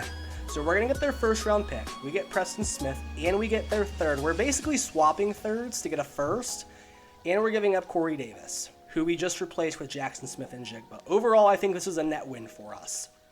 And now let's see what kind of value we can get for that pick. So really the main reason I did that was because I knew we were picking in the third. I knew one of those centers wouldn't be available most likely. But now that I've traded this pick, it of course is not giving us any offer. So I might actually just take one here, although I don't necessarily have to. So let's see who else is on the board. Is there anyone that would be worthy of a first round pick that would really fill a need for us? Noah Sewell could actually be intriguing, although we did just get kind of a band-aid at that position. Maybe we go with like a manual trade back here. Let's do that and see what we can get. So I'm going to try and get this deal done with the Bengals. I'm going to see if they'll give us a second round pick. It'd be pick 50 overall to come up here. And I'm going to try and get greedy, see if they'll give us a 1 in next year's draft. I know it's a little bit cheesy. They're not going to do that. I wonder if they would do pick 50 as well as a 2 in next year's draft. I have to think they would be willing to do that. Let's see. Not quite. Okay. Let's see if they would go. Let's throw in a 5th. I think a 5th might be able to put it over the top. They will. Okay. So basically for Corey Davis, we are going to get essentially what's going to amount to 2 second-round picks. 1 in this year's draft, 1 in next year's draft. Of course, we throw in a little spare change. I'm not too worried about it. But now, when we move back, we'll go ahead, we'll see. I know that I just picked the Bengals at random. Who would they trade up to get? Bijan Robinson. All right, I actually like that for them. I actually think that's a good idea. So now we're going to be round 2, pick 18, and one of these centers has to be on the board. I mean, I'd be incredibly shocked if they are not. I'm going to look really stupid if they're not. So let's hope that they are. Let's take a look at our board here. Okay, so it's down to Ricky Stromberg. So Ricky Stromberg's got to be the guy. That's fine. We'll take Ricky Stromberg here. 22 years old. And I guess that's going to be our center of the future, Mr. Ricky Stromberg. And now let's see, I think we do still have a 3rd round pick available to us. I'm done playing around, trading. It's going to be a late 3rd. Maybe we trade that, get a little bit more value in next year's draft. Let's just see what we've got here. Zach Harrison to the Chargers out of Ohio State. Let's take a quick look and see who we've got. It is going to be, so Rashee Rice is still on the board. Will Putnam is still there. I mean, none of these are really guys that I would necessarily say we need or would benefit greatly from. Dalton Kincaid is intrigued. You know what? Yeah, give me Dalton Kincaid. Why not? Guy that the Bills took. I think the Bills took him pretty early, didn't they? Was he a 1st round pick? He might have been. If not, I know that he was certainly up there. I mean, I think Dalton Kincaid's a great value for us. And of course, Buffalo is listed as a top fit for him. We don't know what the future holds for Noah Fant. We do have Isaiah Likely. Remember, we did draft him, so that's a little bit of a boo-boo on my part. And this is going to be an early 4th round pick. I didn't really see anyone else that I'd love. So let's go ahead, let's trade this back. It's early enough, maybe we can get a 3rd in next year's draft. That would be amazing if we could. Okay, yeah, the Bengals are there. I don't know if I want to trade with them again. But is anyone else? Yeah, the Rams will. Okay, let's take a 3rd from the Rams. And let's call it a day on this draft class. So draft recap, it was a busy one for us. We got Jalen Carter, Jackson Smith and Jigba, Ricky Stromberg, and Dalton Kincaid out of it. Also, Matt Slauson, Tyke Smith, Jaden Hasselwood, Tyler Davis, AJ Hampton, Deshaun Childress, and Tommy Bankston selected by the CPU. So yeah, definitely a busy draft class for us, but also guys I think that can come in and immediately make a difference for us. Let's see how they fit into that current roster. So with those additions, Ricky Stromberg, 71 overall, instant starter for us. That's fine. He's going to have normal dev, which I'm not thrilled about, but that's okay, I guess. Let's go ahead and get Jackson Smith and Jigba elevated up here. He is going to be our receiver 3, starting slot receiver, and then defensively, Jalen Carter is going to be the guy at DT2 alongside Quinnen Williams. I think it's a good-looking team. Let's get to the midseason point. I'm praying we can make the playoffs. I'm really hoping that we can. And of course, can't forget the very important note that we are doing a playbook change. Playbooks just matter so much in Sim. Still going with vertical zone runs, still going base 4-3, but we are now going with the Bucs offense, Cowboys defense. I've had a lot of success with both of these. Hopefully they carry over and year 3 can be another great season for us. At least compared to where we were in year 1, we got to do better. So this is definitely good. At the midseason point, we are 4-2. I think we were 3-2 at this time last year, or 3-3, something like that. So definitely glad to see that. I just want to see how the offense and the defense are ranking at this point. So offense is 24th in the league, so still not great, but still time to turn it around. And defense is 5th. So defense is really carrying the way for us. So I'm going to progress the players. Hopefully, second half of the season, this offense can figure things out, get on the right track, and hopefully we do have a playoff team yet again. Currently atop the AFC East, but it's far from over. Bills and Patriots both making their cases. Okay, so playoffs are here, and we went 12-5, guys. Now, I am a little bit alarmed because, look, we get a matchup with the Buffalo Bills, who just beat us last week 47-14.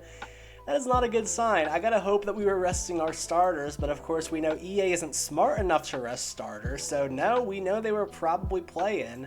But let's look here and see. I'd have to imagine that offense was better than, 24th that they were at the midseason point. So they end up finishing the year 16th. That's respectable. That's about league average. Looks like Fields had a solid year. We'll get to him in a second. And defense did regress slightly down the stretch, which is weird because the record was really good. So Justin Fields in year 3, 4,800 yards passing, 38 touchdowns, 12 picks, passer rating of 99. We'll certainly take that from our guy Justin Fields. Breece Hall, 1,000 yards and 15 scores on the ground this year, stepping it up in his sophomore campaign. Of course, Fields, you see those numbers regressing in the passing category. That is a bummer. Devontae Adams living up to that contract, 1,600 yards, 11 scores, 983 and 9 for the rookie Jackson Smith and Jigba. That is amazing. Let's look at the sacks. It was like 10 and 11 last year. Still pretty similar this year. 9 sacks allowed for the right tackle, Tyler Smith. I'll take that. With as much as we were passing, CJ Mosley leading tackler, Quay Walker does top 100 and hauls in 3 interceptions. That's great. Love to see some growth from the second-year player. We get 15.5 sacks from the rookie Jalen Carter. No freaking way. And 10.5 from Quinnen Williams, 10.5 from Carl Lawson. Whoo boy, we have got ourselves a fearsome pass rush. Jalen Carter was the missing ingredient. Sauce Gardner gets 6 picks. Man, J.C. Jackson's there with 3. A little bit of an underwhelming free agent addition. 4 for 1, Thornhill, 4 for Bryce Hall. Love to see Sauce Gardner stepping it up in year 2. That is amazing. Wow, okay. But this is going to be a big matchup here with Josh Allen's Buffalo Bills. We do get them at home. The Bills are battle-tested. They have been to the playoffs. They know what they're doing here at this point. Josh Allen, of course, nothing to sneeze at. You got to worry about Von Miller, who still is getting it done. They've got a good defense. Look at our rookies, man. I don't even think we've upgraded them. I think, well, we had to have. I don't know. Regardless, we're looking good. We're going to hop in. We're going to do the sim. I'm going to go really quick through the first 3 quarters because I usually do the play-by-plays. Let me know if you guys enjoy the full game play-by-plays. It's just... it takes a lot of oxygen to do that, I'm not going to lie. Also, they add a lot of time to the video, which isn't a bad thing, but we're going to go fast for the first 3 quarters. We'll go play-by-play for the 4th quarter. Let me know how you guys like that. Let's hop in here and see. So here we go, big wild card playoff game. Hopefully week 18 was not a sign of things to come. Even if we lose, hopefully it's not, 47-14 like we just saw. I'm going to go ahead and shrink my face a little bit. Apologize, I didn't realize I was that big on here. But let's go ahead, we'll go quarter by quarter quickly. We're gonna go speed is fast. We're gonna go ahead and jump forward to the next quarter. So first quarter, let's see who can come out first. We do get the early touchdown, a field goal, Bills answer. We get another score, so we are up 17-7 after 1. Offense playing very well. Let's hope for more of the same here in the second quarter. So up by 10. Bills cut it down to 7. We get another score. It's 31-10, and they do get a field goal before the half, so that is a great sign, man. I mean, we just got to hold on at this point. We just got to hold on. So we're up by 18. They cut it down to 11. They score again. We do get a touchdown. We're up by 12. Someone's got the ball on the 27. Now we're going to go normal speed here. Who's got the ball? 2nd and 9. It is the Bills. And it's a touchdown to Quentin Johnston. And the extra point is good. So now it is a 5-point game. And we are just now getting settled for the 4th quarter. So now Justin Fields to Devontae Adams for 9. Breece Hall gains 5. We are up by 5. A field goal even would be huge here. A touchdown even better. Hall's going to gain 4. It's 2nd and 6. Fields has to throw it away. It's 3rd and 6. He is sacked by Ed Oliver. That is not good. That is very bad. Punt returned up to the 25. Bills 1st and 10. Gabe Davis going to gain 5. It's 2nd and 5.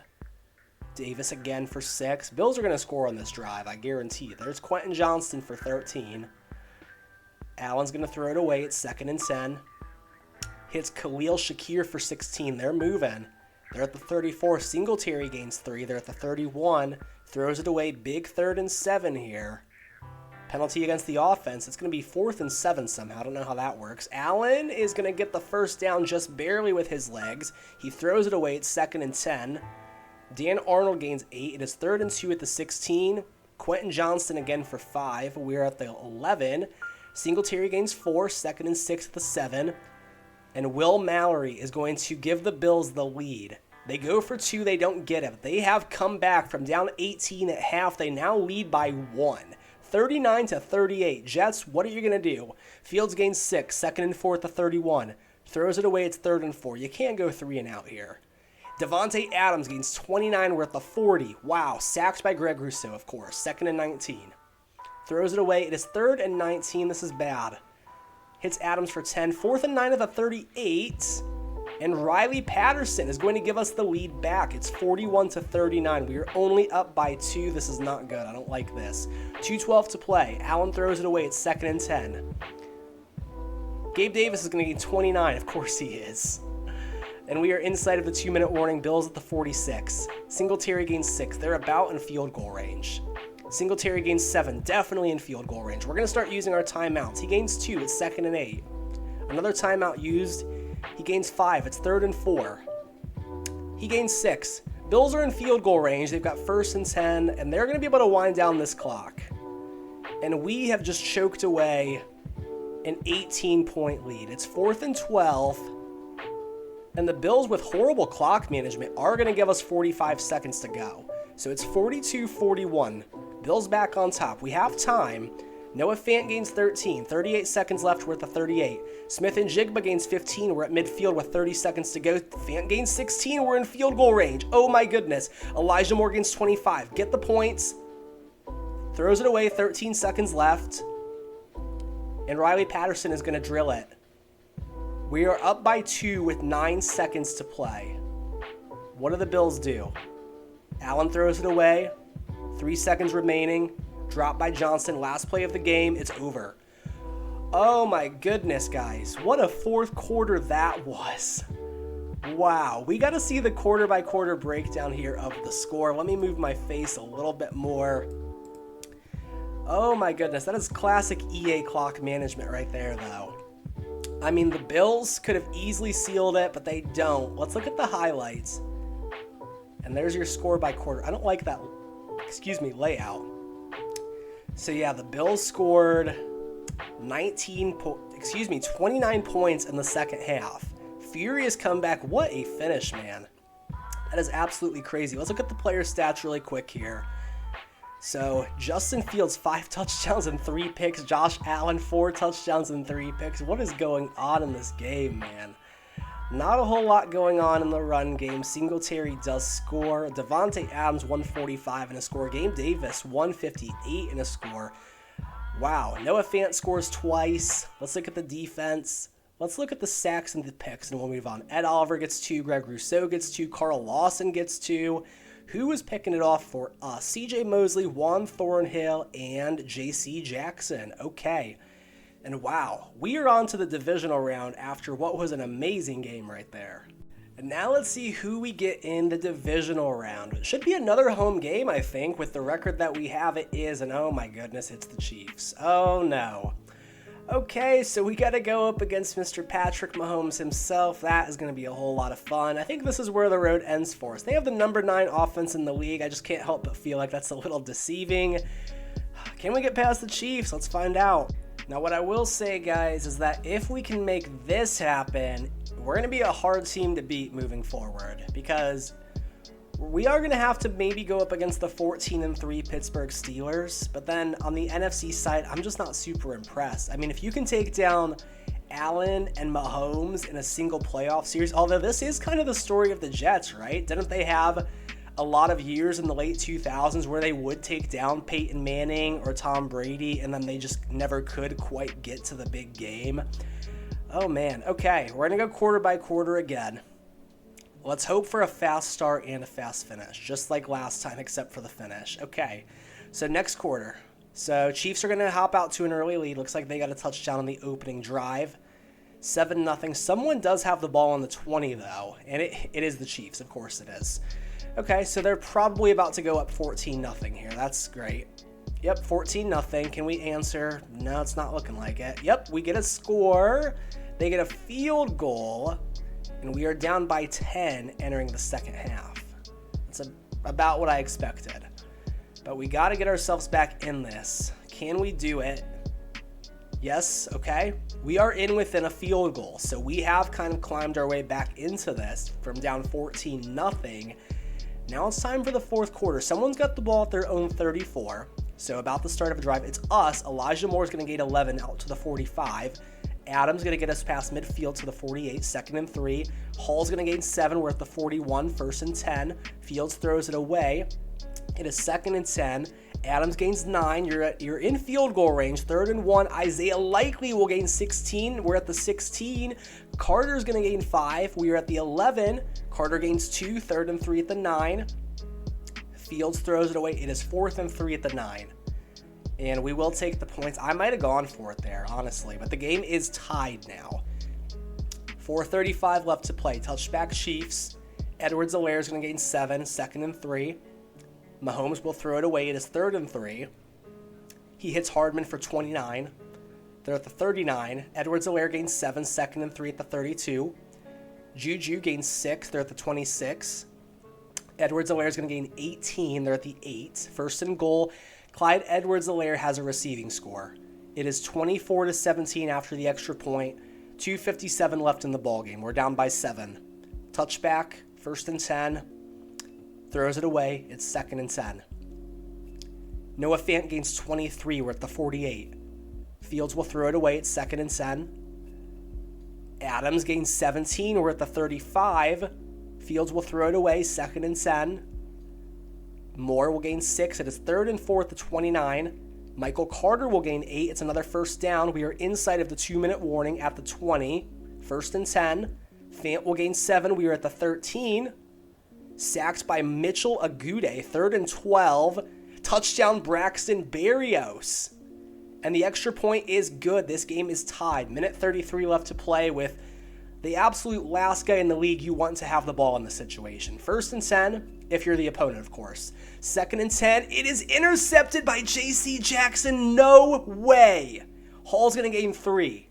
2nd and 7, Hall's going to gain 4. It is 3rd and 3 at the 5. He's going to gain 2. It's 4th and 1 at the 3. Oh, I would not have taken the points there. Oh, you got to go for that. So we are up by 3. A minute 11 left to play. No timeouts. Now here's where Mahomes is going to shine. He hits Valdez-Scantling for 6. He is sacked by Lawson. It's 3rd and 9. Hits Edwards-Helaire for 6. 4th and 3. This is the ball game. It's incomplete. We are going to the conference championship game, guys. Oh my goodness. Wow, you do not see Patrick Mahomes do that in the playoffs. We even gave him a whole nother chance, man. We had a minute and 11 seconds and all you needed was 3.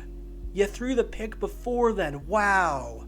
So we outscore them 20-7 in the second half, and we are headed to the conference championship game, guys.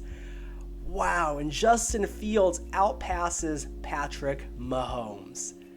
So Fields, 348 yards, 3 touchdowns. Let's take a deeper look at the stats here. No picks, a passer rating of 113. Mahomes, 1 touchdown, 2 interceptions. We definitely stifled him. And this is incredible. Not a lot going on in the receiving game. Noah Fant does score twice. Did we get any sacks? Not a whole lot. That's fine. But we do get picks out of J.C. Jackson and Derwin James. The 2 free agent additions, 1 year after the other. And it's conference championship game time, guys. Let's go. So now the question is, will we get a home game? Because if it's the Steelers, we're going to have to go on the road. I can't remember who they were playing. I want to say it might have been the Raiders. It is going to be the Pittsburgh Steelers. And, I mean, on paper, we outmatched them. But they do have that 14-3 record. They've got Tom Brady. That's why they're 14-3. Okay, Tom Brady and TJ Watt. This is going to be a matchup for the ages, guys. Let's go. And am I crazy, or did the Steelers draft a first-round quarterback? Let me go take a look at that. Give me 1 second here. So here is the Steelers roster. Definitely a good number of 90-plus guys. But yeah, this is crazy, man. They've got Tom Brady, CJ Stroud, and Kenny Pickett on the roster. That's wild. That is absolutely insane to me. But regardless, Brady's the guy that we're going up against. He's got his team to a conference championship game once again. I don't know if anyone is ever going to play in the amount of conference championship games that Tom Brady has, aside from maybe Mahomes, if he can keep up what he's been doing for like the next 12 to 15 years, which he's talented enough to do, but you never know in the NFL. It is crazy to think about, though, that Tom Brady has a third team now knocking on the door of the Super Bowl. He's gotten to plenty of conference championship games with the Pats. At least one. I think he's been to 2 conference championship games with the Bucks. Of course, we know about the one where they won the Super Bowl. And now, another with the Pittsburgh Steelers. So the Jets, one of their most hated players, Tom Brady, is going to try and break their hearts one last time. So same thing, we're going to go fast. It's worked out well for us so far. First quarter, who jumps out on top? They get a field goal. We get a touchdown. Okay, good start for us. We like to see that. They're going to get another field goal. We are going to get another touchdown. Another touchdown is 21-6. And Brady always likes to score before the half. He can't get it done there. Now we just got to hold on. The Bills came back. We make it 28-6. 28-12. Oh, man. Fourth quarter. Brady's been here before. Someone's got the ball at the 35. Who is it? It is them. It's 2nd and 5. Brady to Claypool for 13. They're at midfield. Sacked by Jalen Carter. 2nd and 5. 15, excuse me. Zach Pascal gains 5. 3rd and 10 at midfield. Hits Odell Beckham Jr. for 17. They're at the 35. McFarland gains 1. 2nd and 9 at the 34. Sacked by Preston Smith. 3rd and 18. Throws it away. It's 4th and 18. And Zach Pascal gains 26. They're at the 18. Harris loses 3. It's 2nd and 13. Drive still alive. 3rd and 8 at the 16. 4:20 left to play. Odell's going to gain 4. It's 4th and 4. You got to go for it again. Freiermuth gains 10. 1st and goal at the 1. Zach Pascal scores. You got to go for 2. They do not get it. We are still up by 10. And they go for the onside kick. We do get it. We've got the ball at the 48. 3:56 left to play. Fields throws it away. 2nd and 10. Hall's going to gain 7. We're at the 41. 3rd and 3. Knocked away by Hamilton. They force a 3 and out. And we have to punt. So we are still up by 10, but Brady's moving here. Knocked away by Gardner. 2nd and 10. Claypool gains 13. 3:15 left in the game. We're still up by 10. Pickens gains 6. 2nd and 4 at the 39. Claypool gains 9. They're at midfield with 2:54 left. Freiermuth gains 8. They're at the 44. Beckham gains 9. They're at the 35. Freiermuth for 14. They're at the 20. They are at the 14. They are at the 16. 4th and 3. The field goal is good. They do take the points. We're inside the 2-minute warning. They're going to kick off. They've got all 3 timeouts. They are now down by 7. 1st and 10. Hall's going to gain 6. You got to ice the game here. 2nd and 4. Hall gains 3. It is 3rd and 2. Hall gains 4. That's good. 1st and 10. Now you got to use the clock. Fields is going to kneel. And we got to make sure Hall's going to lose 2, that we don't give them time. What are we doing with the clock, guys? How do you get a first down? I'm not even going to get into it. Okay. Here comes the touchdown from the Steelers. Just watch. They are at their 5. 45 seconds left. Beckham gains 16. This game is so incredibly scripted at this point. Beckham gains 17. 20 seconds left. Yep. Throws it away. Here comes Chase Claypool for 30. Nope. Knocked away by Carter. 3rd and 10. Knocked away by Lawson. 4th and 10. This is the ball game. Intercepted by J.C. Jackson. Coming in clutch. And J.C. Jackson, in back-to-back weeks, picking off 2 of the greatest quarterbacks of all time. Tom Brady and Patrick Mahomes. And yes, Mahomes is one of the greatest quarterbacks of all time. I know it's still early in his career, but we're going to the Super Bowl, guys. Oh my goodness. So Justin Fields, 298 yards, 3 touchdowns, no picks again. And again, outplaying an all-time great as Brady struggles against our defense. And we send him maybe finally to the retirement home in year 24. Wow, Beckham had a good game. Jackson Smith and Jigba scored twice. Who got the interceptions? Ashton Davis and J.C. Jackson. So Ashton Davis, the unheralded stud of the game. And we're Super Bowl bound, guys. Let's go. So definitely interested to see who we're getting in the Super Bowl. I think if I remember correctly, the 2 teams that were left were the Rams and the Commanders, which if it's the Commanders, I don't know who they're going to have at quarterback. I'd imagine if it's the Rams, it's still Stafford. I don't think we saw them draft a quarterback. It is going to be the Rams. So we're going to have to go up against Aaron Donald. They probably do still have Jalen Ramsey. Yeah, Cam Akers, we're not worried about you, buddy. We're not really all that worried about Stafford either, down to an 82 overall. I think it's ring time, guys. I really hope so. If anyone's going to stop us, it's Aaron Donald And they've got the #1 scoring defense in the league. So that's going to be tough. But I think we can do it. Let's find out. And here we go, guys. Honestly, a bit of an improbable run, I feel like. Even when you take into consideration the record 12-5, we had some very tough matchups going up against Josh Allen, Pat Mahomes, and Tom Brady. Now we got to go up against a third quarterback who has won a Super Bowl. Not Josh Allen. He has not won a Super Bowl yet. Matt Stafford. Who comes out on top? They're going to get a field goal. We get a touchdown. Same story as last week. Like to see that. Okay. We're up 7-3 after 1. That's a good start. And we are going to extend the lead to 14-3. We get another touchdown. A third touchdown. It's 21-3. It's 21-6 at halftime. So we have a 15-point lead we just have to hold on to. Got to hold off Stafford. It is 24-6, 31-6. It's looking real good, guys. It is looking real good. Who's got the ball at their own 30? It is the Rams, 3rd and 5.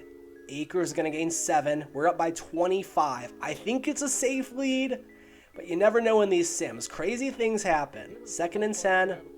Stafford throws it away. It's 3rd and 10 at the 50. Akers, 12-yard gain. They're at the 38. Cooper Kupp gains 13. About 5 minutes left to play. Sacked by Carl Lawson. 2nd and 17. Kupp gains 7. 3rd and 10 at the 25. Sacked by Lawson. 4th and 13. You got to go for it. Kupp gains 15. First down. They're at the 13. Akers gains 2. It's 2nd and 8 at the 11. He gains 3. 3rd and 5 at the 8. Touchdown Van Jefferson. And the Rams are going to go for the extra point. It's an 18-point game with 4:11 left. Onside kick, we get it. We're going to get the ball at midfield with 4:09 left to play, up 18. There's no way we can lose this, right? There's no way. 2nd and 4, Carter loses 2. It's 3rd and 6. Smith and Jigba gains 15. We are in field goal range to extend that lead if we want to. 6-yard gain by Carter. Where's Breece Hall? I guess we're giving him a rest. 3rd and 1. Fields gains 2. Just winding down that clock. It's over. We are down to 2:10 left to play. This game is over. We're going to be Super Bowl champions. We get 1st and goal at the 7. We are inside of the 2-minute warning. 1st and goal at the 7. Hall back in the game. Going to gain 3. 2nd and goal at the 3. Hall gains 3. It's 3rd and goal at the 1. He loses 2. It's 4th and goal at the 2. Field goal's good. 21-point lead with 52 seconds left to play. And guys, as this game winds down, this is going to be it for the series. We met our goal. We won the Super Bowl. This was going to be a 5-year rebuild. If you guys would like to see an additional couple seasons, because I think we could probably run it back, let me know. I'm happy to do so. But again, I've got to say, if you're still here, thank you so much for watching. These videos, I really do enjoy making them, but they definitely do take time and effort. So that being said, if you've enjoyed what you've watched today, please do consider liking the video if you have not already done so, as we are officially Super Bowl champions. Consider dropping a comment. Any of the prompts that I gave at any point in the video, I'm always glad to hear them. I know I say comment a million different times, but it really does help out a lot for a couple reasons. One, I just enjoy reading them. I enjoy interacting with you guys. It doesn't just feel like I'm here talking to my camera. And 2, it helps my engagement. It helps my video get pushed out to other people. And lastly, please just consider subscribing if you haven't already done so. That way you don't miss any of these future rebuilds.